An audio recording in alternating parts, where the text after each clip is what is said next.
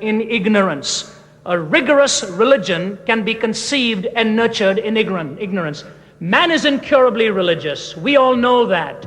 He paints pictures, builds buildings, carves out statues, writes poems, preaches his messages, pronounces prayers before solemn occasions, and so on. And no matter where you go in this world, you see religion. As a matter of fact, Dr. E. Stanley Jones made a very astute comment, having spent most of his life in India. He said this: in the western part of the world, people are asking if there is a God. In the eastern part of the world, the question people are asking is which God to believe in. In the western world, if there is a God. In the eastern world, which part to believe in. But I want you to listen very carefully so you don't misread me. If you misunderstand what I'm saying now, you would have missed the heart of something very important. Paul commended the people for their search.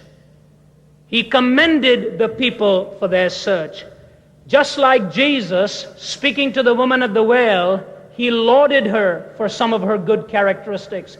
Just like Jesus used it many, many times in his personal encounter, he commended people for the good that he saw within them. One of the fears I have in certain strands of evangelicalism is we sometimes think it is necessary to so humiliate somebody of a different worldview that unless we destroy everything he holds valuable, we cannot preach to him the gospel of Christ. That's what some of us believe. That's wrong. That's categorically wrong. You see, we need to understand that within the framework of some of their beliefs, not everything they believe is wrong. The total system may end up being wrong, but everything everybody believes is not wrong. Certainly in the major systems I've studied. Dr. W. Cantwell Smith said this, and I consider this very valuable as a professor of world religions. He said this. He said, if you can make any leading religion of the world look like complete nonsense, you can be sure of only one thing: you haven't understood it. If you can make it look like complete nonsense, you can be sure of one thing: you haven't understood it. Now, what am I trying to say?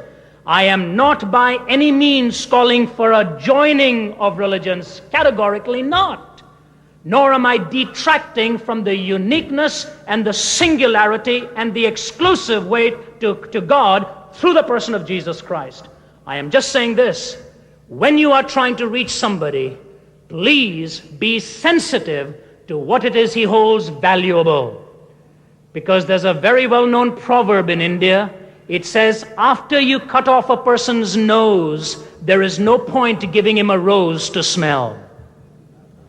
And you can preach the most eloquent message on the person of Jesus Christ, but if you have so cut off the person's nose, the sweet aroma of Christ will never come through to him.